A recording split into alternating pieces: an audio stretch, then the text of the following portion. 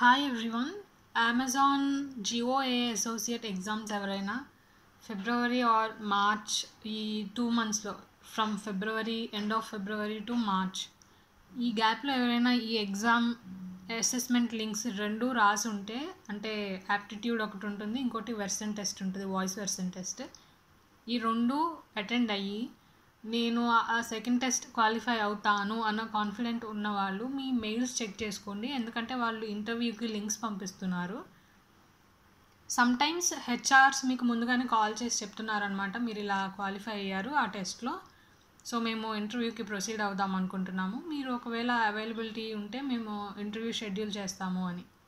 So నాకు actually నేను ఫిబ్రవరిలో ఈ ఎగ్జామ్ రాశాను, మార్చ్ ఫస్ట్ వీక్లో ఈ ఎగ్జామ్ రాశాను. తర్వాత వాళ్ళ దగ్గర నుంచి ఎలాంటి కాల్ రాకపోయేసరికి ఓకే క్వాలిఫై అవ్వలేదేమో, అందుకని పంపించలేదేమో ఈమెయిల్స్ అనుకున్నాను.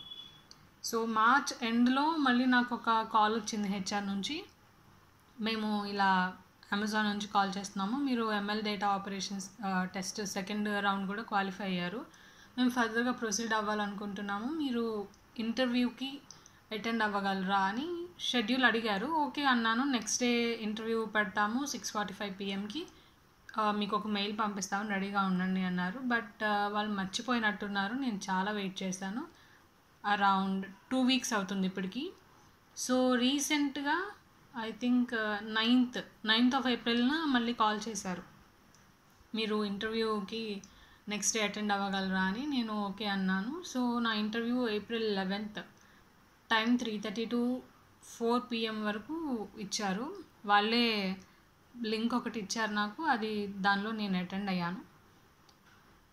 నిన్ననే ఇంటర్వ్యూ అయిపోయిందనమాట. సో నన్ను ఏమేమి క్వశ్చన్స్ అడిగారంటే, సెల్ఫ్ ఇంట్రొడక్షన్ అడిగారు, అమెజాన్ లీడర్షిప్ ప్రిన్సిపల్స్ కొన్ని ఉంటాయి, ఒక 14 principles.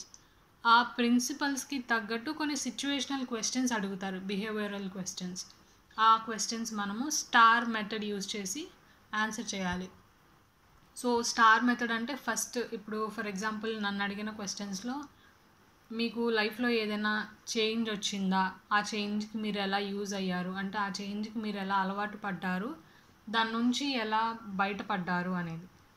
సో దానికి మీరు ఎలా ఆన్సర్ చేయాలంటే స్టార్ మెథడ్ యూజ్ చేసి, స్టార్ అంటే ఎస్ స్టాండ్స్ ఫర్ సిచ్యువేషన్, ఆ సిచ్యువేషన్ ఎక్స్ప్లెయిన్ చేయండి, ఎప్పుడు ఆ చేంజ్ రావాల్సి వచ్చింది మీకు. నెక్స్ట్ టాస్క్, సో ఆ సిచ్యువేషన్ వచ్చినప్పుడు మీకు పడ్డ పని ఏంటి. నెక్స్ట్ యాక్షన్, అలా సిచ్యువేషన్ అయినప్పుడు మీరు ఎలా యాక్షన్ తీసుకున్నారు దాని నుంచి బయటపడటానికి. And are stands for result, so ఫైనల్గా ఏమైంది, అలా బయటపడ్డారు, పడిన తర్వాత మీకు మంచి జరిగిందా, వాట్ ఎవర్, ఆ రిజల్ట్ మీరు చెప్పాలి. అండ్ నెక్స్ట్ క్వశ్చన్ వచ్చేసి సేమ్ నేను ఒకటి ఎక్స్ప్లెయిన్ చేశాను, ఆ ఎక్స్ప్లెయిన్ చేసిన దాంట్లో నుంచే మళ్ళీ ఇంకో క్వశ్చన్ అడిగారు, సేమ్ దాన్ని కూడా మళ్ళీ స్టార్ మెథడ్ యూజ్ చేసి ఆన్సర్ చేశాను. థర్డ్ క్వశ్చన్ ఏమో ఇదేంటి, మీరు ఎప్పుడైనా లీడర్షిప్ తీసుకోవాల్సి వచ్చిందా, లీడర్షిప్ తీసుకున్నప్పుడు ఏం జరిగింది అని అడిగారు, అది కూడా స్టార్ మెథడ్ యూజ్ చేసి అప్లై చేశాను, ఆన్సర్ చేశాను. అండ్ ఫైనల్గా జాబ్ రోల్ డిస్క్రిప్షన్ అవన్నీ చెప్పారు, ఒక వీడియో చూపించారు, జాబ్ ఇలా ఉంటుంది ఇలా చేయాలని చెప్పారు. అండ్ ఒకవేళ మీరు సెలెక్ట్ అయితే కనుక మీకు సపరేట్ వర్క్ స్పేస్ ఒకటి ఉందా ఇంట్లో, అంటే క్వైట్ ప్లేస్, ఎవరు డిస్టర్బ్ చేయకుండా మీకంటూ ఒక సపరేట్ రూమ్ ఉందా అని అడిగారు. ఓకే దానికి కూడా ఎక్స్ప్లెయిన్ చేశాను. Fine, everything is okay, interview అయిపోయింది. దెన్ మా హెచ్ఆర్ మీకు ఒక 7 daysలో కాల్ చేస్తారు.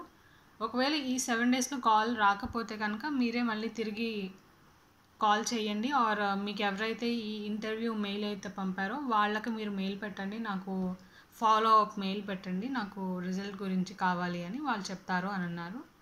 That's it. సో మీరు ఎవరైనా జిఓఏ అసోసియేట్ దానికి అప్లై చేస్తూ ఉంటున్నట్టయితే మీ మెయిల్స్ చెక్ చేసుకుంటూ ఉండండి. అండ్ ఏదైనా అన్నోన్ నెంబర్స్ వస్తే కనుక లిఫ్ట్ చేయండి, అది డూ నాట్ డిస్టర్బ్ మోడ్లో పడేయకండి, ఎందుకంటే ఈ హెచ్ఆర్స్ వీళ్ళందరూ కాల్స్ చేస్తూ ఉంటారు. Thanks for watching.